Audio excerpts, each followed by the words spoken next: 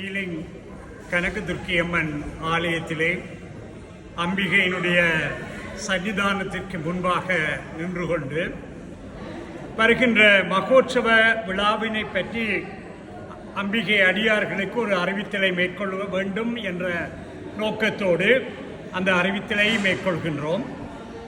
நாளை மறுதினம், அதாவது வருகின்ற வெள்ளிக்கிழமை கொடியேற்ற விழா ஆரம்பமாக இருக்கின்றது. காலை 9:30 மணிக்கு கொடியேற்றம் இடம்பெற உள்ளது.